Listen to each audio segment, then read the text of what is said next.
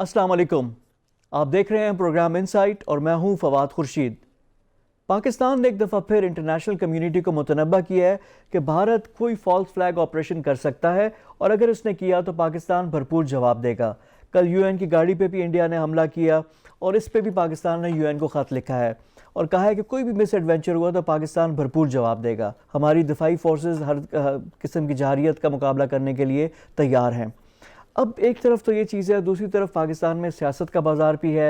Opposition PDM के platform पे अपनी सियासत कर रही है, गवर्नमेंट की तरफ से दोनों तरफ से बयानात भी आ रहे हैं।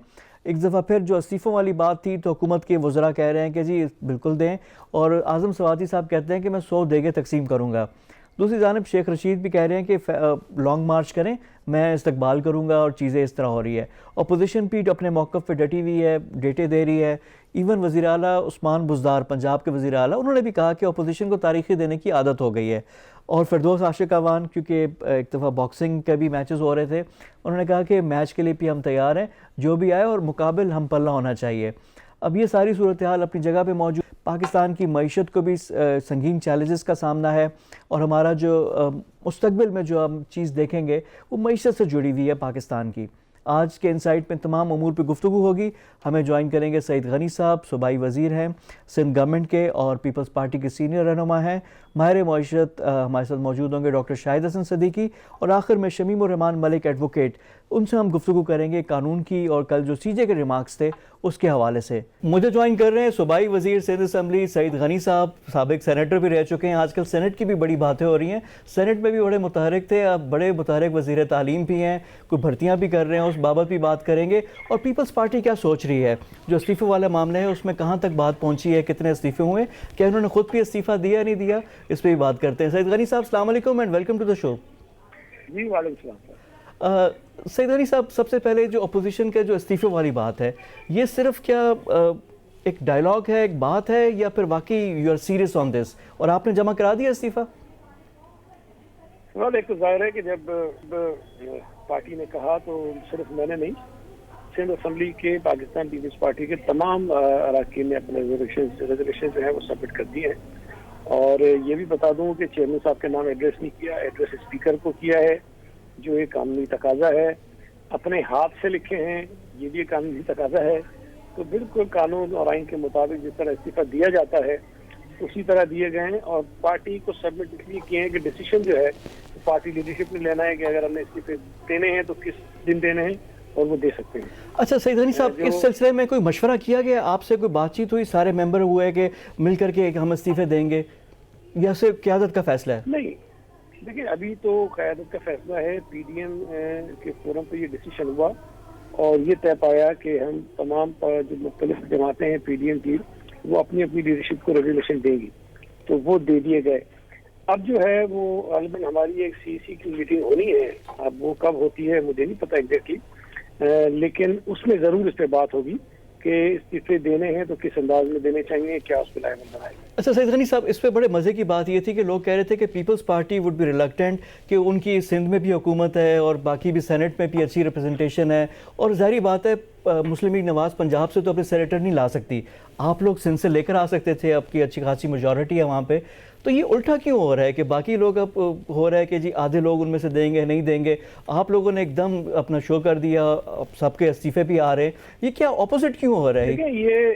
ये जो बातें आप कह रहे हैं ना, ये पीपल्स पार्टी की किसी भी रुकन की जानिब से नहीं कही गई है, ये वो कह रहे हैं जो हमारे मुखालिफ हैं। अब मुझे समझ में नहीं आती बात, काम हम करते हैं पेट में मरोड़ होता है। कभी कहते हैं कि आसिफ जरदारी साहब में और बिलावल साहब में इत्तेफाक नहीं है, कभी कहते हैं कि पीपल्स पार्टी सिंध असेंबली से इस्तीफे नहीं देगी। तो भाई हमारा मसला है, हमने तय करना है, हमने फैसला कर लिया, हमें एतराज नहीं है। तो ये पीटीआई के वफाकी वज़रा को पता नहीं क्यों एतराज होता है कि पीपल्स पार्टी ये कर रही है, वो नहीं कर रही। एक सिर्फ चीज़ ध्यान में रखें कि जब हमने एपीसी बुलाई थी उस वक्त ये कह रहे थे कि एपीसी नहीं होगी, हो गई। कहा गया कि इत्तेफाक नहीं होगा, हो गया। फिर जब जलसों का फैसला हुआ कहा गया कि एक स्टेज पे इकट्ठे नहीं बैठेंगे, बैठ गए। जो चीज वो कह रहे हैं कि ये नहीं होगी वो हो रही है। और बहुत सारी कोशिशों के बावजूद कि पीडीएम में कोई निफाक पैदा हो जाए, आपस में लड़ाइयाँ हो जाएं, गलतफहमियां पैदा हो जाएं, अल्लाह का शुक्र है कि अभी तक कोई ऐसी चीज नहीं हुई है। और जो चीज प्लान की गई है बिल्कुल मनवन उसी तरह आगे बढ़ती रही। اچھا سیدھری صاحب سر سمجھا دیں، آپ خود بھی سینیٹر بھی رہ چکے ہیں، اگر اب سندھ حکومت میں بھی آپ شامل ہیں، پہلے وزیر بلدیات بھی، باقی آپ وزارت، اب سندھ گورنمنٹ چھوڑ کر پیپلز پارٹی کو کیا فائدہ ہوگا؟ اور سینٹ کے انتخابات سے پہلے استعفے دے کر کیا کوئی اس میں کوئی فائدہ ہوگا پارٹی کو؟ فواد، اس وقت پی ڈی ایم جو جدوجہد کر رہی ہے وہ کسی ایک صوبائی حکومت سے یا وزارتوں سے زیادہ بڑی اہم چیز ہے۔ پاکستان پیپلز پارٹی ہمیشہ یہ کہتی رہی ہے کہ انتخابات غیر جانبدارانہ ہونے چاہیے، پاکستان کی پالیٹکس میں بیرونی مداخلت نہیں ہونی چاہیے، یہ سیاسی جماعتوں کا کام ہے، سیاسی جماعتوں کو کرنا چاہیے، پارلیمنٹ کی بالادستی ہونی چاہیے۔ اب وہ ساری باتیں جو ہم کہہ رہے تھے، اب ہمارے ساتھ وہ جماعتیں بھی مل کے کہہ رہی ہیں جو ماضی میں ہمارے خلاف ہو کرتی ہیں۔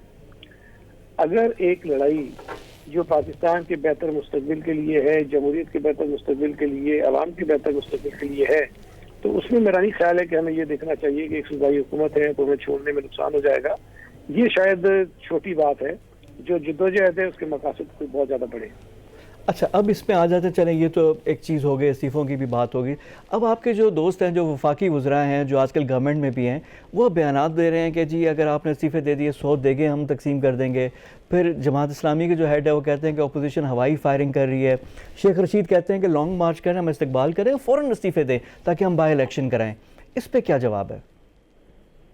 دیکھیے، ہمارے سیاسی مخالفین ہیں، ان کو اسی قسم کی باتیں کرنی چاہیے، لیکن ان کے اوپر پی ڈی ایم کی اس پوری احتجاجی تحریک کا کتنا اثر ہے، کتنے حواس باختہ ہیں، آپ کو اندازہ سے دو چیزوں سے ہونا چاہیے۔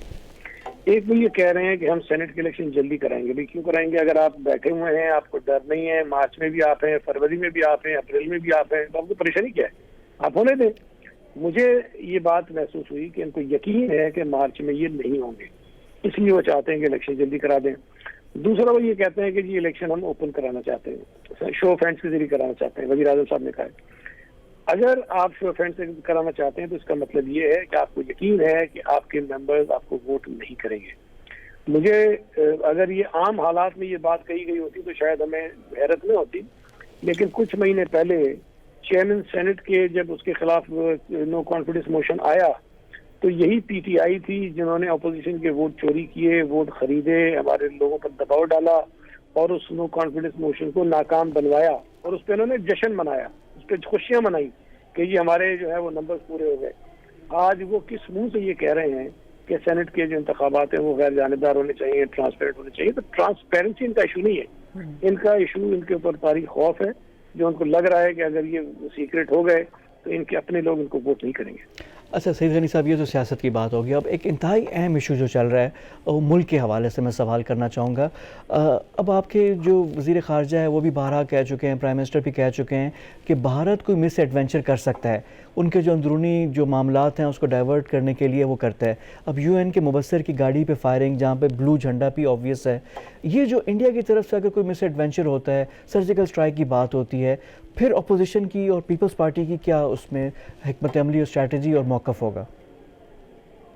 دیکھیں، جتنے پی ٹی آئی کے لوگ اپنے آپ کو ملک کا خیر خواہ کہتے ہیں، الحمدللہ ہم ان سے شاید زیادہ خیر خواہ ہوں گے۔ ان کے دور حکومت میں پاکستان کی خارجہ پالیسی کو جتنے جھٹکے لگے ہیں، جتنے دھچکے پہنچے ہیں، کشمیر کے کاز کو جتنا نقصان پہنچا ہے، فلسطین کے کاز کو جتنا نقصان پہنچنے کا اندیشہ ہو رہا ہے پیدا، یہ شاید ماضی میں کبھی نہیں ہوا۔ تو اگر کوئی خدا نخواستہ ملک کے حوالے سے کوئی بات آتی ہے تو اپوزیشن کا موقف بالکل اسی طرح کا ہوگا جس طرح کسی پاکستانی کا ہونا چاہیے۔ لیکن ابھی تو یہ صرف چاہتے ہیں کہ کسی طرح سے پی ڈی ایم کی جو تحریک ہے وہ رکے، وہ احتجاج ختم ہو۔ کبھی وہ کرونا کا بہانہ کرتے ہیں، کبھی کسی چیز کا بہانہ کرتے ہیں، لیکن بہرحال ان کا جانا ٹھہر گیا ہے۔ انشاءاللہ تعالیٰ یہ چلے جائیں گے، ملک بھی ٹھیک رہے گا، کوئی ایسا ایڈوینچر بھی نہیں ہوگا، اور پاکستان کے 22 کروڑ عوام جو ہے تو پاکستان کی بقا اور سالمیت کے لیے اکٹھے ہیں۔ اچھا اب میں تھوڑا سا آخری سوال اپنے آپ کی وزارت کے حوالے سے بھی کرنا چاہوں گا، کیونکہ وزارت تعلیم بڑی امپورٹنٹ، ملک کے لیے بڑی امپورٹنٹ ہے، اور 18ویں ترمیم کے بعد تعلیم اب صوبائی لیول پہ بھی آ گئی۔ کچھ آپ بھرتی کی بھی بات بھی کر رہے تھے کہ آپ نے اب کافی کتنے سالوں کے بعد ابھی دوبارہ اتنے بڑے پیمانے پہ بھرتیاں ہو رہی ہیں، اور جو اسکول ہے، جو کووڈ کی صورتحال ہے وہ بھی چیلنجنگ ہے، وہ اب کیا فیصلہ ہوگا، کب کھلیں گے، اور جو تعلیمی سال ضائع ہوا ہے، جو ہمارا جو نئی جنریشن ہے اس کے لیے بڑا امپورٹنٹ ہے۔ سعید غنی صاحب، اس کے لیے کیا پلان ہے؟ دیکھیے، نقصان تو تعلیم کو بہت ہوا کووڈ کی وجہ سے، ہر شعبے میں ہوا ہے، لیکن بہرحال تعلیم کا بہت زیادہ نقصان ہوا ہے۔ اسکول جہاں تک کھولنے کی بات ہے وہ تو اس وقت ابھی اپنی طور پر کہنا مشکل ہے. جب تک حالات بالکل نارمل نہیں ہو جاتے تب تک اسکول شاید نہیں کھلیں گے. جہاں تک آپ نے اپوائنٹمنٹس کی بات کی تو ہمارے یہاں بالکل کافی عرصے سے جو ٹیچنگ اسٹاف ہے خاص طور پہ اس کی کافی شارٹیج ہے. کچھ 36,000 سے زائد ہمارے یہاں ٹیچرز کم ہیں جس کی وجہ سے بہت مشکلات ہیں. ہمارے اسکول ٹھیک نہیں چل پا رہے ہیں. تو وہ ہم کافی دنوں سے کوشش کر رہے تھے لیکن ظاہر ہے کہ کہیں لٹیگیشن ہوتی ہے کہیں اور مسائل آتے ہیں. تو وہ ساری چیزیں ہم نے سارٹ آؤٹ کر لی ہیں. اپوائنٹمنٹ کی ایک بڑی ٹرانسپیرنٹ پالیسی ہم نے بنا لی ہے. آئی بی ایس اکھر سے ہم اس میں جو ہے اس کو ٹیسٹ کروائیں گے تمام لوگوں کو جو اپیئر ہونا چاہتے ہیں. اور کوشش ہوگی کہ جتنا جلد ہو سکے یہ جو ہمارے پاس ٹیچرز کی خاص طور پہ کمی ہے اس کو پورا کریں. لیکن اس کے ساتھ ساتھ نان ٹیچنگ اسٹاف ہے اس کو بھی ہائر کریں گے. چلے بہت شکریہ غنی صاحب. ہمارے ساتھ موجود تھے وزیر تعلیم سندھ اور پیپلز پارٹی کے سینئر رہنما سعید غنی صاحب. ان سے ہماری گفتگو ہو رہی تھی. پروگرام میں وقت ہو گیا ایک بریک کا. بریک کے بعد آ کر کچھ پاکستان کی معیشت کے بارے میں بات کریں گے. After a quick break stay with اس.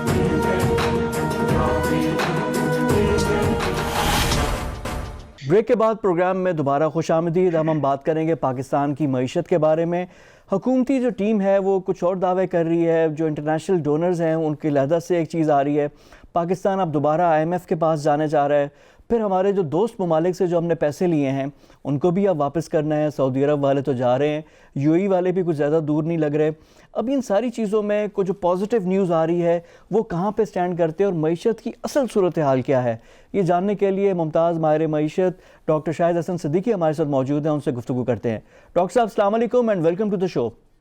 جی وعلیکم السلام, شکریہ. ڈاکٹر صاحب معیشت کی جو صحیح پوزیشن ہے, جو صحیح صورتحال ہے, دیکھیں جو حکومتی وزراء ہیں وہ علیحدہ بات کرتے ہیں, باقی بھی ہمارے پاس چیزیں آ رہی ہیں, کچھ پازیٹیوز بھی ہیں, لیکن جو اصل صورتحال ہے وہ ہے کیا؟ دیکھیے اصل صورتحال وہ ہے جو حکومت اور اسٹیٹ بینک کے جو پبلیکیشنز ہیں اس میں جو کچھ ہوتا ہے وہ اصل چیز ہوتی ہے. تقریریں جو ہیں وہ تو سیاست ہوتی ہے. پہلی چیز ہوتی ہے شرح نمو. وہ اس حکومت کو ورثے میں ملی تھی, آپ کو پتہ ہے 5.5%. اس سال ہمارا اندازہ یہ ہے, حکومت کہہ رہی ہے 2% رہے گی مگر غالباً یہ 1.5% یا 1% کے قریب رہے گی. مہنگائی جو اس حکومت کو ورثے میں ملی تھی وہ تھی 4.6%. اب یہ تقریباً 9% پر آ گئی ہے. جو ہماری بیرونی سرمایہ کاری مجموعی تھی وہ ایک سال میں آئی تھی 2018 میں $5 ارب, اب تقریباً 2.5 سال میں آئی ہے $2.5 ارب. مگر جو بہتری آئی ہے وہ بھی میں آپ کو بتا دوں, وہ یہ ہے کہ جو ہمارا کرنٹ اکاؤنٹ کا خسارہ تھا وہ تقریباً $20 ارب تھا مالی سال 2018 میں, اور یہ اس وقت جو ہے یہ پازیٹیو زون میں چل رہا ہے, یعنی سرپلس ہے. مگر ہمارا اندازہ یہ ہے کہ by the end of the year یہ منفی ہوگا, لیکن بہت کم منفی ہوگا, اور اس کو ہمیں کوئی پریشانی کی بات نہیں ہے. بلکہ ہمیں تو یہ دیکھنا ہے کہ ہم نے معیشت کو شاید چوک کر دیا. تقریباً $16.4 بلین کی ہم نے امپورٹس کم کر دی. تو جب اتنی زبردست آپ امپورٹس کم کریں گے تو کرنٹ اکاؤنٹ تو سرپلس آ جائے گا, لیکن معیشت چوک ہو جائے گی, معیشت گرو نہیں کرے گی, لوگوں کو روزگار کے مواقع نہیں آئیں گے, برآمدات نہیں بڑھے گی.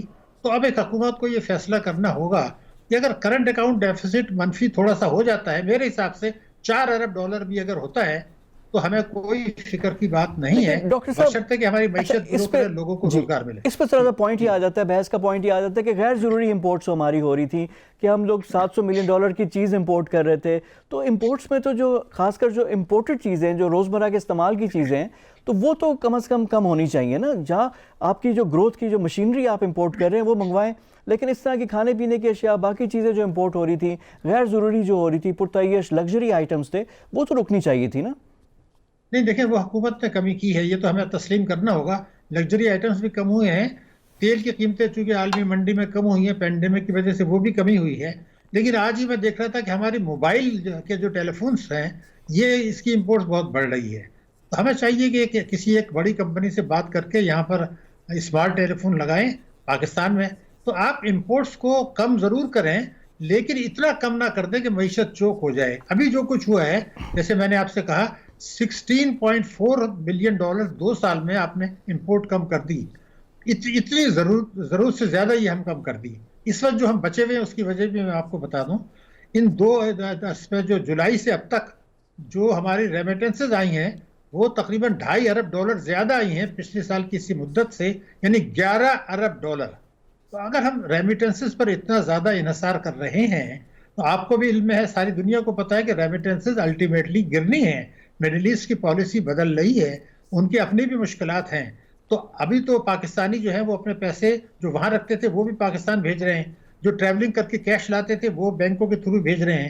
تو 11 ارب ڈالر کی ترسیلات اگر مڈل ایسٹ اور کچھ یورپ امریکہ سے زیادہ آئی ہیں تو اس وقت تو ہمیں کمفرٹ لگ رہا ہے، مگر آگے چل کے یہ خطرناک اس لیے ہو سکتا ہے کہ جو اگر ہمیں معیشت کو گرو کرنا ہے تو ریمیٹنسز کو ہمیں لے جانا چاہیے اپنے ملکی سرمایہ کاری کی طرف تاکہ معیشت بڑھے، اور ٹریڈ ڈیفیسٹ کو کم کرنا چاہیے برآمدات بڑھا کے. ہم نے کیا کام کیا؟ برآمدات کو گرنے دے رہے ہیں اور ریمیٹنسز کا ریکارڈ کریٹ کر دیا ہے، بہت زیادہ ہے. تو یہ اس وقت کمفرٹ زون ہے، لیکن اس کو میں یہ کہوں گا کہ معیشت کو ہم نے کمزور بنیاد پر استوار کیا ہے اور ریمیٹنسز پر بھروسہ اس حد تک نہیں ہونا چاہیے جتنا ہم کر رہے ہیں. ہمارا ایمفیسس ہونا چاہیے برآمدات پر. برآمدات ہماری 18 سے بھی نیچے ہیں اور شاید 2011 سے بھی نیچے ہیں. اور اگر میں آپ سے عرض کروں کہ جی ڈی پی کے تناسب سے پاکستان دنیا کے ان ملکوں میں ہے جن کا ایکسپورٹ بہت کم ہے، یعنی بنگلہ دیش ہم سے بہت بہتر چلا گیا. ابھی آپ نے دیکھیں پرائم منسٹر صاحب نے بڑی اچھی بات کی کہ ہمارا جو سب سے بڑا مسئلہ ہے وہ توانائی کے نرخ ہیں. مگر ایک سوال تو پیدا ہوگا کہ جناب آپ کو 2.5 سال ہو رہے ہیں اب، تو 2.5 سال میں آپ نے اصلاحات تو نہیں کی. جو 10 نکاتی حکمت عملی تھی اس کے اندر تو یہ کہا گیا تھا کہ ہم سرکولر ڈیٹ کی وجوہات جو ہیں جس وجہ سے یہ پیدا ہو رہا ہے وہ کم کریں گے، اس ختم کریں گے. یہ لکھا ہوا ہے 10 نکاتی پروگرام جو الیکشن سے چند ہفتے پہلے آیا تھا. اب سرکولر ڈیٹ جب پرائم منسٹر صاحب نے حلف اٹھایا تھا 1200 ارب تھا، اب یہ 2300 ارب ہو گیا. تو اس تیز رفتاری سے اگر سرکولر ڈیٹ بڑھے گا، لائن لاسز ہوتے رہیں گے اور آپ کے جو ہے بلوں کی عدم ادائیگی نہیں ہوگی. دوسرے پرائم منسٹر صاحب نے یہ کہا کہ جناب 25% ہمارے توانائی کے نرخ زیادہ ہیں بنگلہ دیش اور بھارت سے. تو سوال یہ پیدا ہوتا ہے کہ اس کی بنیادی وجہ تو ٹیکسز بھی تو ہے نا، کہ آپ پیٹرول پہ نرخ بڑھاتے ہیں، بجلی کے نرخ بڑھاتے ہیں، گیس کے نرخ بڑھاتے ہیں، پھر آپ روپے کی قدر میں کوئی 36 روپیہ فی ڈالر کمی ہو گئی. تو ہم تو بہت سی چیزیں امپورٹ کرتے ہیں، تیل بھی امپورٹ کرتے ہیں، تو امپورٹڈ چیزیں مہنگی ہو رہی ہیں. تو میرا کہنا یہ تھا کہ الحمدللہ پاکستان ایک بڑا طاقتور ملک ہے، اللہ تعالیٰ نے ہمیں بہت سی صلاحیتیں دی ہیں، بہت سے وسائل ہیں. آپ امپورٹس پر انحصار کم کریں، برآمدات بڑھائیں، اور جو توانائی ہے اس پہ اتنے ٹیکسز نہ لگائیں کہ جو بجلی کی چوری ہو رہی ہے وہ بھی ہو رہی ہے، ٹیکسز بھی ہیں. یعنی جب آپ طاقتور طبقوں پر ٹیکس نہیں لگاتے، انکم ٹیکس نہیں لگاتے، اس نقصان کو پورا کرنے کے لیے آپ یہی ٹیکسز کرتے ہیں. اور جو ایف بی آر کے ریفارمز کی بات تھی وہ بھی نہیں ہوئے. لیکن ڈاکٹر صاحب اب بڑا امپورٹنٹ ایک ایشو ہے، وہ آئی ایم ایف کا ہے. پاکستان آئی ایم ایف کی جو نیکسٹ ٹرانچ کے لیے اب ہم لوگوں کو جو ایک پہلے جو کنڈیشن تھی جو ہم نہیں کرنا چاہ رہے تھے کہ بجلی کے نرخ بڑھائیں، اب ہم نے فیصلہ کر دیا کہ ہمیں پیسے چاہیے آئی ایم ایف کے، کیونکہ ہمارے جو باقی جو دوست ہیں ہم سے پیسے واپس مانگ رہے ہیں ڈالرز میں، تو ہمیں اب آئی ایم ایف کی بہت زیادہ ضرورت ہے. تو یہ جو آئی ایم ایف پہ ڈپینڈنس ہے اور ان کے کہنے پہ جو ہم بجلی کے نرخ بڑھائیں گے اس سے پھر جو مہنگائی کی نئی لہر آئے گی، اس کو کیسے ہم میٹیگیٹ کریں، کیسے اس کا سامنا کریں؟ دیکھیے آپ نے ایک بڑا اہم نقطہ اٹھا دیا ہے. اصل میں غلطی کہاں ہوئی تھی؟ ابھی آپ دیکھیں پرائم منسٹر صاحب نے ایک بات کہی ہے کہ ہم سے بڑی غلطی یہ ہوئی کہ ہم آئی ایم ایف کے پاس دیر سے گئے. میرے خیال سے دوسری بڑی غلطی یہ ہوئی تھی کہ جو مذاکرات ہم نے کیے ہیں آئی ایم ایف سے، اس کی جو ٹیم تھی وہ بالکل آخری لمحے پہ بدل دی گئی تھی. یعنی وزیر خزانہ بھی چینج ہو گئے اور اسٹیٹ بینک کے گورنر بھی چینج ہو گئے. وہ دونوں حضرات چند ہفتے پہلے تک تو پاکستان میں تھے نہیں. انہوں نے آ کے مذاکرات کیے، وہ شرائط ماننی جو نہیں ماننی چاہیے تھی. تو آپ کو ریکارڈ پر ہے کہ جو سیکرٹری خزانہ ہیں انہوں نے کہا جی میں مذاکرات میں شرکت نہیں کرتا، میری بات کوئی سنتا نہیں ہے. اب مجھ سے کہتے خاموش بیٹھو. وہ غلطی یہ ہوئی کہ ہم نے جو شرائط مان لی وہ بڑی غلط تھی، اور اس کی وجہ سے یہ ہوا کہ فروری 2020 میں پینڈیمک سے پہلے ہم نے دیکھا کہ مہنگائی 14.5% پہ چلی گئی، جو کہ ورثے میں ملی تھی 4.5. اب مسئلہ جو آپ نے اٹھایا ہے بڑا اہم ہے، لیکن ایک بات میں کلیئر کر دوں، اس وقت چین کے اپنے مسائل ہیں. سی پیک کو وہ کسی حالت میں بھی کامیاب کرنا چاہتا ہے، کیونکہ کئی ملکوں کے ساتھ ان کے تلخ تجربات ہوئے ہیں اور امریکہ اور آئی ایم ایف اور بھارت اس کے خلاف پروپیگنڈا کر رہے ہیں. سری لنکا کو تلخ تجربہ ہوا ہے، ملائیشیا کا ہوا ہے. اب چین یہ افورڈ نہیں کر سکتا کہ سی پیک ناکام ہو. تو ان کا یہ کمٹمنٹ پاکستان کے پاس موجود ہے کہ اگر کوئی بھی ملک پاکستان سے پیسے نکالتا ہے تو فی الحال وہ ہماری مدد کریں گے. اور سعودی عرب کو ہم نے پے کیا، چین نے آپ کو پیسہ دے دیا اور بھی دے دے گا وہ. لیکن اب سوال تو یہ ہے کہ اس سے آپ اپنی پرابلم کو پوسٹ پون کر رہے ہیں. ایک تو یہ بنیادی چیز ہے، یہ کوئی حل نہیں ہے. لیکن اگر سعودی عرب نکال لے، یو اے ای نکال لے، تو پاکستان بحران میں فی الحال نہیں آئے گا، اس میں کسی پاکستانی کو شبہ نہیں ہونا چاہیے۔ مگر جو اصل چیز ہے وہ یہ ہے کہ آئی ایم ایف جو چیز آپ سے شرائط مانگ رہا ہے وہ یہ کہہ رہا ہے جی سرکولر ڈیٹ آپ کا 2300 ارب ہو گیا، اس کا بتائیے کیا کریں۔ آپ نے توانائی کے نرخوں کی بات کی، آگے چل کے روپے کی قدر کی بھی بات کرے گا، آگے چل کے وہ یہ بھی کہے گا شرح سود بڑھائیں، کیونکہ شرح سود ہماری 7% ہے، افراط زر 9% ہے، تو یہ تو غلط ہے، افراط زر سے کم تو نہیں ہو سکتی چیز۔ تو یہ اگر اس کی شرائط مانتے ہیں تو پھر مہنگائی کا ایک اور ریل آ جائے گا۔ تو اس کا مطلب یہ حل کیا ہے؟ میں یہ سمجھتا ہوں گا کہ پرائم منسٹر صاحب کو میرا مشورہ یہ ہوگا کہ وہ تو یہ کہتے تھے کہ ہم آئی ایم ایف کے پاس نہیں مجبوری میں گئے، تو جناب اب آپ کی حکومت کو 2.5 سال ہو گئے، آپ یہ کہتے ہیں معیشت کی درست ہو گئی، تو اگر واقعی درست ہو گئی ہے، چین بھی آپ کو مدد کر رہا ہے، تو آپ آئی ایم ایف کے پروگرام کو اگر فروری 2020 سے سسپینڈڈ ہے، میں یہ چاہوں گا اس کو چند مہینے اور چلنے دیں، نہ لیں پیسہ، آپ سسپینڈڈ رہنے دیں، کیونکہ اس وقت بڑھانا نرخ بجلی کے اور گیس کے، یا شرح سود بڑھانا یا روپے کی قدر گرانا ہماری معیشت کے لیے اس لیے تباہ کن ہوگا کہ یہ جو 3 سال اس حکومت کے ہیں، اس میں جو اوسط شرح نمو آ رہی ہے وہ پاکستان کی تاریخ کی سلوئسٹ ہے اور افراط زر زیادہ ہے، تو ہم عوام کو مزید نہیں کچل سکتے۔ تو اگر ہمارے یہ تھنکنگ تھی کہ پاکستان آئی ایم ایف سے قرضے نہیں لے گا، مجبوری میں لیا، تو اب آپ کے 28 مہینے آپ کے ہو گئے، آپ کو چائنا مدد کرنے کے لیے تیار ہے، ریمیٹنسز آپ کو جیسے میں نے کہا تاریخ میں سب سے زیادہ آ گئی ہیں، تو آپ فی الحال ان کی شرائط نہ مانیں، چند مہینے اور پوسٹ پون کرنے دیں اور کوشش کریں کہ اپنے ٹیکسوں کا نظام صحیح کر لیں، کیونکہ اگر آئی ایم ایف کی شرائط مانی تو میرے خیال سے پاکستانی عوام اس وقت جو اپوزیشن جو کچھ کر رہی ہے ان کو ایک اور ہتھیار مل جائے گا اور پاکستان کو غیر مستحکم کر لیں گے۔ تو معیشت کو غیر مستحکم کرنا پاکستان کے لیے اس لیے تباہ کن ہوگا کہ مارچ سے جون 2020 لوگوں کو اندازہ نہیں ہے، مارچ 2020 سے جون 2020 تک ساری دنیا کی معیشت تباہ ہوئی، ہماری بھی تباہ ہوئی، بہت بری طرح تباہ ہوئی، لیکن الحمدللہ جولائی سے جو کچھ اقتصادی پیکج اور دوسری جو پالیسی ریکوری ہے تو وہ کافی بہتر ہے پاکستان کی، اور دنیا نے بھی بہتر تسلیم تو ہے کی، لیکن کمزور بنیاد پر ہے، دیکھیں نا، میں یعنی تو خود فاؤنڈیشن ایڈمٹ جو کروں آپ کا بہتر ہے۔ ٹھیک، لیکن فاؤنڈیشن آپ کا جو سوال ہے وہ بھی ہے، لیکن اب ڈاکٹر صاحب اس میں اب 2-3 چیزیں ہیں۔ اب بجلی کے نرخ تو مہنگے تو کرنا ہی ہوں گے ان کے، کیونکہ جو سرکولر ڈیٹ والا ایشو ہے، باقی چیزیں بھی ہیں، جو لاسز ہیں ان کو کور تو کہیں نہ کہیں سے تو ہوگا۔ اب ریکوری تو ہم نہیں کر سکتے، شارٹ کٹ سولوشن یہ ہے کہ آئی ایم ایف کے کہنے پہ کرنا ہوگا۔ ابھی یہ ہے کہ سردیوں کے مہینے میں بجلی کی کھپت ذرا کم ہوتی ہے، جیسے جیسے موسم گرم ہوگا، جون جولائی میں اگر یہ کرنی پڑے تو پھر لوگوں کے لیے تو برداشت کرنا مشکل ہو جائے گا۔ ابھی بلوں میں وہ امپیکٹ نہیں آئے گا کہ جو گرمیوں میں کریں گے، تو گورنمنٹ کے لیے ونڈو آف اپورچونٹی تو یہی بنتی ہے۔ نہیں، میں آپ سے عرض کرتا ہوں، دیکھیے میں جب کوئی بات کرتا ہوں تو کوئی سلوشن اس کا ہوتا ہے تو میں بات کرتا ہوں، ورنہ نہیں کرتا۔ میں آپ سے ایک عرض کر دوں، آپ کے علم ہے کہ جو ہماری 2019 میں ٹیکس ایمنسٹی اسکیم لے کر آئے تھے، اس میں ایک قانون بن گیا تھا، لا پاکستان کا، وہ یہ ہے کہ جو لوگ اس سے فائدہ نہیں اٹھائیں گے ان کے اثاثے ضبط کر کے ان کو جیل بھیج دیا جائے گا۔ تو میں نے حکومت کو تجویز دی تھی آپ کسی کے اثاثے ضبط مت کریں، نہ کسی کو جیل بھیجیں۔ کرنا کیا ہے، میں نے ریسرچ کر کے بتایا ہے، مثال کے طور پر بڑا آسان ہے، ایک آدمی نے قومی بچت اسکیم میں 1 کروڑ روپیہ لگایا ہوا ہے، ریکارڈ پر ہے، اس نے ڈکلیئر کیا 1 لاکھ، تو کیا ہم اس کو ایک خط نہیں لکھ سکتے کہ جناب یہ جو 1 کروڑ روپیہ آپ نے لگایا ہے اس آمدنی پہ آپ نے ٹیکس نہیں دیا، تو اس پر آپ ٹیکس دیں قانون کے مطابق، اگر آپ نہیں دیں گے تو آپ اس کو کیش نہیں کر سکتے، نہ منافع دے سکتے ہیں۔ یہ بینک ڈپازٹ پر بھی آئے گا۔ ابھی پرائم منسٹر صاحب نے کیا کہا ہے، آپ دیکھیے کہ 2.5 کروڑ لوگ بڑے بڑے لگژریس مکانوں میں رہتے ہیں، ٹریولنگ کرتے ہیں، ٹیکس نہیں دیتے۔ ارے بھائی تو لے آپ نا۔ تو میں یہ چاہتا ہوں کہ جن لوگوں نے فائدہ نہیں اٹھایا، اثاثے ملک کے اندر موجود ہیں، حکومت کے کنٹرول میں ہیں، آپ کو صرف خط لکھ کے لینا ہے، تو 900 ارب روپیہ حکومت کو چند ماہ میں مل جائے گا۔ اس میں کوئی اس فگر کو ڈینائی نہیں کر سکتا، یعنی جو بلیک منی چوری کے پیسے کا ہے، ملک کے اندر اثاثے حکومت کے کنٹرول میں، آپ 900 ارب لیجئے، وہ آدمی افیکٹ ہوں گے، ہونے دیجئے ان کو، اس کا فائدہ آپ عوام کو پہنچائیں، اس کا فائدہ آپ معیشت کو پہنچائیں۔ یہ واحد طریقہ ہے، اگر آپ یہ نہیں کرتے تو پاکستان کے لیے بڑی مشکلات آ جائیں گی۔ دیکھیے آئی ایم ایف، آپ کو اچھا لگے، عوام کو اچھا لگے، برا لگے، آئی ایم ایف، امریکہ اور ایف اے ٹی ایف اور اسرائیل اور بھارت، ان کا ایک گٹھ جوڑ ہے ہمارے خلاف۔ وہ ہمارے جوہری طاقت پاکستان کو کمزور کرنا چاہتے ہیں، غیر مستحکم کرنا چاہتے ہیں۔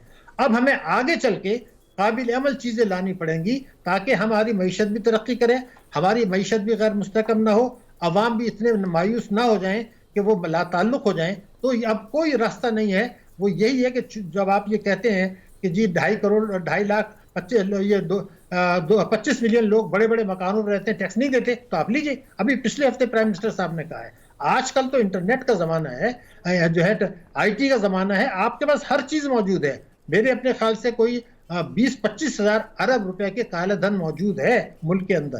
تو جو چیز دستاویزی ہے، اب گھر میں کیش رکھا ہے آپ کچھ نہیں کر سکتے، لیکن بینک ڈپازٹس ہیں، گاڑیاں ہیں، بنگلے ہیں، ان سے لیجئے آپ ٹیکس. اور بڑا احسن ایک تجویز ہے اور بڑا پریکٹیکل سولوشن بھی آپ نے دیا. ڈاکٹر شاہد حسن صدیقی بہت شکریہ. ٹائم کا ہمارے ساتھ موجود تھے اکانومسٹ ڈاکٹر شاہد حسن صدیقی، ان سے گفتگو ہو رہی تھی. پروگرام میں وقت ہو گیا ایک بریک کا. بریک کے بعد آ کر گفتگو کا سلسلہ جاری رکھیں گے. اسٹے ود اس.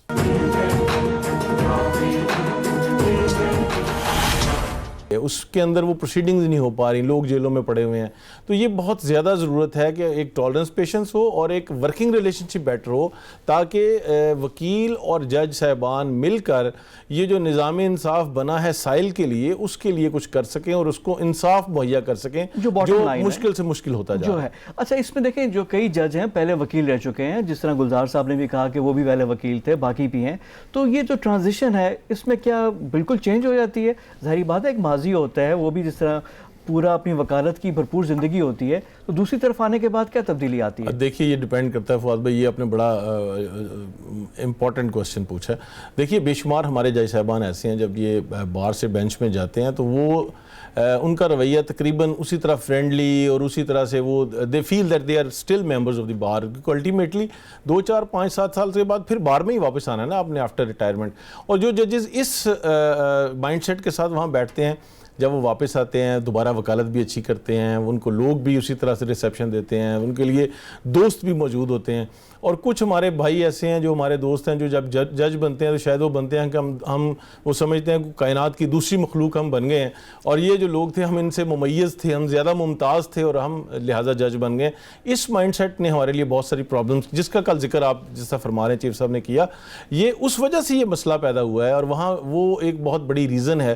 تو میں یہ سمجھتا ہوں کہ جب کوئی بھی وکیل جج بنتا ہے تو اس کو یہ بالکل اس کے ذہن میں رہنا چاہیے کہ یہ میرا مدر انسٹیٹیوشن ہے، اور یہاں پہ تو جو پریزیڈنٹ رہے گا، پرائم منسٹر رہے گا، چیف جسٹس رہے گا، اس نے بھی واپس اس مدر انسٹیٹیوشن میں آنا ہے، اور اس کو ضرورت ہوگی وہاں پہ پھر دوستوں کی، وہاں پہ وہ لوگ جو ان کی عزت کریں، جو ان کو وہاں پہ سپیس دیں، جو ان کو بیٹھنے کی جگہ مہیا کریں. اچھا، یہ تو بات ہوگی اوور آل بھی، لیکن اب ایک اور ٹرینڈ جو آیا ہے وہ یہ ہے کہ جلسوں میں بھی اب جو تنقید ہوتی ہے وہ پہلے نہیں ہوتی تھی. جس طرح آپ کے اسٹیبلشمنٹ فوج کے بارے میں، عدلیہ کے بارے میں بھی نہیں، اب اس طرح جلسوں میں جو سابق چیف جسٹس صاحبان ہیں ان کا نام لے کر اب بات ہوتی ہے. ٹاک شوز میں ہوتے ہیں کہ جی افتخار چودھری صاحب نے فلانا یہ کر دیا تو یہ کر دیا، کھوسہ صاحب نے کسی کے کہنے پہ یہ کر دیا. اب یہ جو باتیں ہیں اس کا جواب کون دے گا؟ اب دیکھیے اس میں یہ پھر ہمارا میں سمجھتا ہوں کہ وہی اگر بار اینڈ بینچ کا ریلیشن شپ اچھا ہو، اور اگر بار بنیادی طور پر ایک چیک بھی ہے جوڈیشری کے اوپر، اور ایٹ دی سیم ٹائم اگر کوئی اٹیک ہوتا ہے جوڈیشری کے اوپر، کوئی ایسا حملہ ہوتا ہے، کوئی ایسی چیز ہوتی ہے جو کہ ان کالڈ فار ہے، تو ہمیشہ سے بار نے ان کو پروٹیکٹ کیا ہے. آپ یہ دیکھیے جب بھی بینچ کے اوپر اس طرح کا کوئی ڈکٹیٹر آیا، کوئی مارشل لا لگا، جب بھی اس طرح کا کوئی اٹیک ہوا ہے تو بار نے ہی اس کو ریزسٹ کیا ہے، اور الٹیمیٹلی بار الحمدللہ سکسیڈ بھی ہوئی ہے اس میں. تو یہ میں سمجھتا ہوں واحد بار ہے جو کہ اس کا کر سکتی ہے، لیکن اس کے لیے وہی بنیادی سوال پھر ہے کہ کیا بار یہ سمجھتی ہے کہ جو ہمارے جج صاحبان ہیں وہ اس سٹینڈرڈ کو مینٹین کر رہے ہیں جو کہ پوری دنیا میں مانا ہوا ایک سٹینڈرڈ ہے. کیا ہم آج یہ کہہ سکتے ہیں کہ ہماری عدلیہ وہ انصاف دے رہی ہے کہ جس کا ہم نے خواب دیکھا تھا، یا جس کے لیے ہم آ کے جب ہم نے توقعات ہم لے کے آتے ہیں، ایک وکیل جب وکالت شروع کرتا ہے تو اس کے اوپر بہت بڑا کوسچن ہے. وکلاء پر بھی ہم بھی وہ نہیں کر رہے جو ہماری ذمہ داری ہے، اور جج صاحبان بھی اس طرح سے نہیں کر رہے، لہٰذا ہمیں بہت زیادہ اس میں بہتری کی ضرورت ہے. اور صرف ایک بات ہے فواد صاحب، میں آپ سے عرض کروں، جس دن ہم یہ دونوں مان جائیں گے، ہم بھی مانیں گے کہ ہمارا بھی فالٹ ہے، جج صاحبان بھی مانیں کہ ہماری طرف بھی کوتاہیاں ہیں، اور بیٹھ جائیں اس کو حل کریں، تو پھر تو حل ہوگا. لیکن اگر میں یہ کہوں کہ جج صاحبان ذمہ دار ہیں، کہیں وکلاء ذمہ دار ہیں، تو پھر یہ کبھی مسئلہ حل نہیں ہوگا. اچھا، لیکن اب اس پہ دیکھیں ہر چیز پہ اختلاف آ رہا ہے. سو موٹو کا ہے، بعض اوقات کہ کہا یہ جاتا ہے، تنقید یہ کی جاتی ہے کہ اپنے اختیار سے باہر آ رہے ہیں، یعنی جو آپ کہہ لیں کہ ایگزیکٹو ہے اس میں مداخلت ہو رہی ہے، اس طرح کی چیزیں بھی آتی ہیں. اب اس کو کیسے ایڈریس کیا جائے؟ سو موٹو کے حوالے سے آپ کے ویوز بھی ہم نے پہلے بھی لیے ہوئے ہیں، بات بھی آپ سے ہوئی ہے، لیکن جب یہ اختیار سے تجاوز ہوتا ہے اس کو کون ڈٹرمن کرے گا؟ اس کا چیک کیا ہونا چاہیے؟ اب سپریم جوڈیشل کونسل کی بات ہوتی ہے، وہاں پہ بھی کتنا وہ ایفیکیسی ہے، کتنا وہ افیکٹو سسٹم ہے کہ جہاں سے اس کو ایڈریس کیا جائے، اور کیا سٹنگ جج کے خلاف یہ کام ہو سکتا ہے؟ اب یہ جو سوالات ہیں ان کے جواب کہاں سے آئیں گے؟ دیکھیے یہ جو ٹرائیکاٹمی آف پاور کا ہمارا ایک طریقہ پرنسپل ہے، اور اس میں چونکہ 3 انسٹیٹیوشنز ہیں دنیا میں، جہاں پہ بھی انسٹیٹیوشنز ہیں ان میں آئیڈیلی اسپیکنگ ہر انسٹیٹیوشن کو اپنے سفیر میں رہنا چاہیے، اس کے باہر نہیں جانا چاہیے، دوسرے کے سفیر میں جا کے انٹرفیئر نہیں کرنا چاہیے.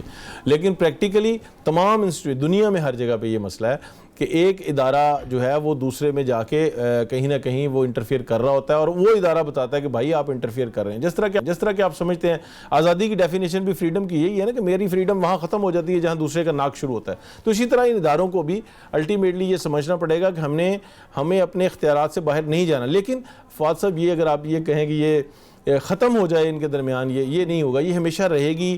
یہ ہم بحث کرتے رہیں گے کہ یہ ادارے کا اس کا یہ اختیار تھا، اس نے اختیار سے تجاوز کیا ہے. سو موٹو کی جہاں تک بات ہے وہ ہمیشہ سے بار کا یہی موقف رہا ہے کہ یہ سو موٹو کا جو اختیار ہے صرف sweet will of the chief justice پہ نہیں ہونا چاہیے، اس کو ادارہ جاتی انداز میں چلانا چاہیے. اس کے اندر کوئی SOPs بن جانے چاہیے، اس کے اندر کوئی رولز بن جانے چاہیے جن میں ٹرانسپیرنسی نظر آئے، جس کے اندر ایک کلیئرٹی ہو کہ کون سے ایشوز ہیں. یہ بنیادی طور پر فل کورٹ نے کرنا ہے، اور یہ پچھلے جب چیف جسٹس صاحب تھے ایک کوشش بھی ہوئی لیکن وہ سکسیڈ نہیں کر سکی because it's a very complex issue اور بڑی اس پہ کام ہونے کی ضرورت ہے. تو کرنا تو فل کورٹ نے، پوری سپریم کورٹ نے بیٹھ کر ہی اس پر کرنا ہے. کسی اور کے پاس اختیار نہیں ہے، نہ کوئی کر سکتا ہے. اگر کوئی اور کرے گا تو پھر ہم وہی کہیں گے جو آپ فرما رہے تھے کہ وہ اس نے اس سفیر میں انٹرفیئر کیا ہے. اس میں پھر یہ بھی ہوتا ہے کہ ٹھیک ہے سب چیز جو بھی کیس آتا ہے گورنمنٹ کو بھی بڑے سخت ریمارکس آ جاتے ہیں، لیکن کچھ لوگ پھر یہ بھی کہتے ہیں کہ جی پرفارمنس تو اپنی بھی دیکھ لیں، جو انصاف کا سسٹم ہے، جو پینڈنگ کیسز ہیں وہ بھی نہیں ہے. تو جب آپ تنقید کر رہے ہوتے ہیں کسی اور پہ تو پھر ایک نظر اپنے کام پہ بھی ہونی چاہیے. اب یہ نشاندہی، اب یہ کس میں ہمت ہے کہ اس طرح کی بات کرے، اور اس طرح کی جو ریفارم ہے یہ کون لے کر آئے گا؟ یہ آپ بالکل ٹھیک کہہ رہے ہیں، لیکن میں آپ سے عرض کروں، میں آپ کے سامنے ہی ہے جب بھی ہم یہاں پہ بھی بات کرتے ہیں اور ہماری وکلاء جب بھی بات کرتے ہیں، جب بھی ہمارا کچھ سیمینار ہوتا ہے، جب ہم ہمیشہ یہی کہتے ہیں کہ دیکھیے یہ جو سسٹم تھا ڈسپینسیشن آف جسٹس کا، اس کو اب ہم نے ڈسپوزل آف کیسز کا سسٹم بنا دیا ہے. ہماری ایک اینول رپورٹ جاری ہونا شروع ہو گئی ہے جوڈیشری کی طرف سے، جس میں ہم بتاتے ہیں کہ ہم نے اتنے لاکھ کیس فیصلہ کر لیے ہیں. ٹھیک ہے یہ ایک کارکردگی ہوگی اگر آپ نے کارکردگی کا یارڈ سٹک یہی رکھنا ہے، لیکن اس سے وہ جو ڈسپینسیشن آف جسٹس کا نظام تھا وہ بڑا متاثر ہوا ہے. میں آپ سے عرض کروں جب ہم وکالت میں آئے تھے اس وقت جب ایک مرڈر ریفرنس کال ہوتا تھا 3 دن آرگومنٹس ہوتے تھے، اس سے لا ڈیولپ ہوتا تھا. آج ہماری جو ڈویژن بینچز ہیں وہ بیٹھتے ہیں 9 بجے اور 9:30 پونے 10 بجے تک. فواد بھائی آپ یقین نہیں کریں گے 5 مرڈر ریفرنس ڈیسائیڈ کر دیتے ہیں. وہ ایک مرڈر ریفرنس جو مرڈر کیس جو 3 دن چلتا تھا آج وہ 5 یا 7 منٹ میں ختم ہو جاتا ہے. تو یہ کمپرومائز ہو گیا وہ ڈسپینسیشن آف جسٹس. گھڑی دیکھ کر جسٹس نہیں ہوتا، اس کے لیے آپ کو یعنی پڑھنا پڑتا ہے، دیکھنا پڑتا ہے، دلائل سنیں. یہ بھی ہے کہ اب یہ ہے کہ جسٹس ہریڈ از جسٹس ورڈ، آپ وہ کہہ لیں گے، ایک اس طرح کی چیز بھی ہے. لیکن اب یہ سارے مسائل تو اپنے جگہ پہ ہیں. اب ایک بڑا کلاسک میں ایگزامپل، اس سے پہلے کہ میں سیاسی گفتگو بھی آپ سے کروں اور کچھ یہ جو 186 کی بھی بات آ رہی ہے کہ سپریم کورٹ سے مشورہ صدر لیں، ان کی رائے لیں. ایک کلاسک کیس ہے پاکستان میں ہوا کہ جو موٹر وے ریپ کیس کے نام سے مشہور ہے. ایک سانحہ ہوا، پورا ملک اس میں یعنی ہیو اینڈ کرائے ہو گیا، تمام لوگ بآواز بلند اس کی مذمت بھی کی. ایک بڑی کہنے کے ایک جذبے کے ساتھ بات ہو رہی تھی کہ یہ نہیں ہونا چاہیے تھا. اس کے بعد مین ہنٹ ہوئی، پوری ٹی وی سکرینز پہ آیا کہ جی فلانا بندہ ہے، پھر جیو فینسنگ ہو رہی ہے، پھر DNA ہو رہا ہے، اور آپ اس بندے کی نشاندہی کر رہے ہیں، پھر پکڑا جا رہا ہے، آپریشن ہو رہا ہے. لیکن اب اس کیس میں ہوا کیا ہے؟ کیا جب وہ ایک چیز جس کو لوگ کہہ رہے تھے اوپن اینڈ شٹ ہو گیا، کیا وہ حل ہوا ہے مسئلہ؟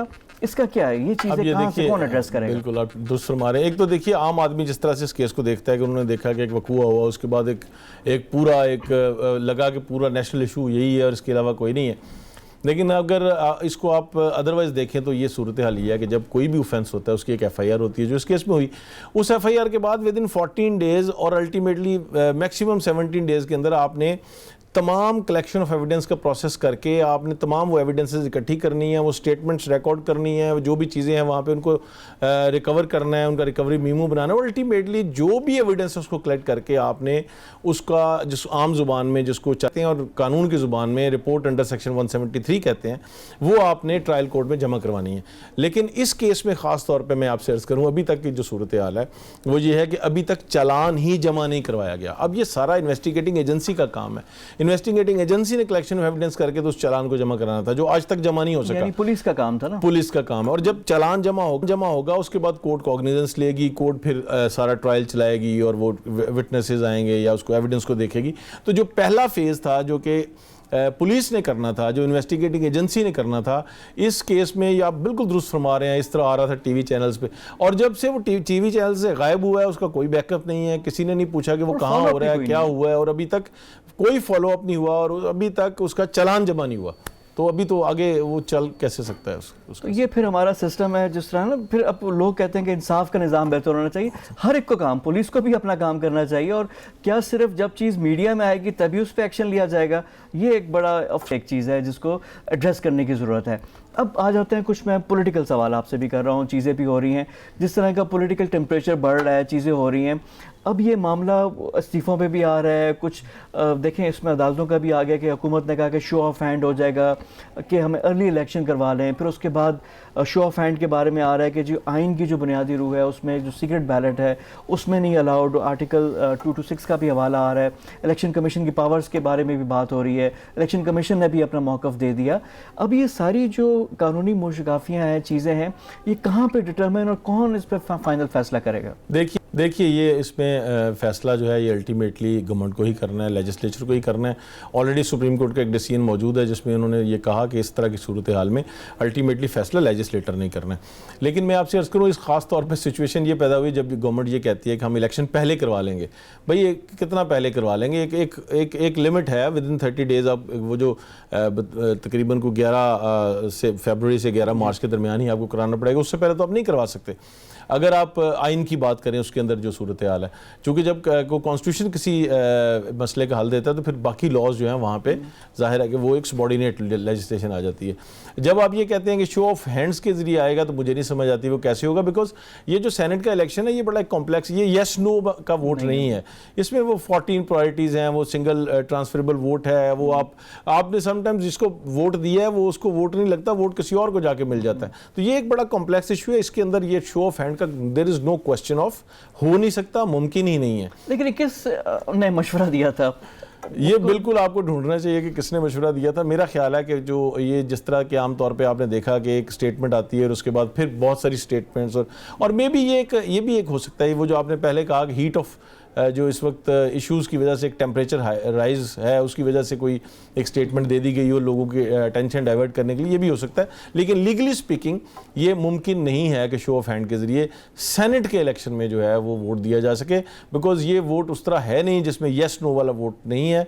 इसमें तो ये बहुत टेक्निकल बात है। हमारी पाकिस्तान बार काउंसिल का इलेक्शन अभी 31 को हो रहा है, वो भी इसी तरह होता है। और वो आपसे मैं ये अर्ज़ करूँ कि हमारी जो लीगल फटर्निटी है, बड़े चंद लोग हैं जिनको उसकी टेक्निकलिटीज़ की समझ है कि ये किस तरह ये वोट जो कास्ट होगा तो फिर जब गिना जाएगा तो कहाँ पे जाके किस तरह ये क्या असरात मुरतब करेगा।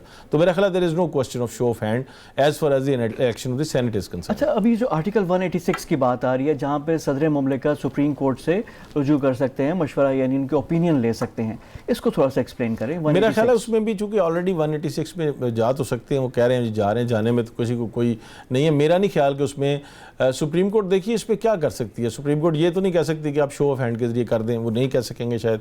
और अगर अर्ली की भी बात करेंगे तो मेरा ख्याल अल्टीमेटली वो लेजिस्लेशन को ही कहेंगे कि आप करें, बिकॉज अभी जो टेंडेंसी नज़र आ रही है सुप्रीम कोर्ट की वो यही है कि वो ये कह रहे हैं कि हमारा काम ये नहीं है, ये लेजिस्लेशन का काम है। ऑलरेडी एक जजमेंट भी इस पर मौजूद है।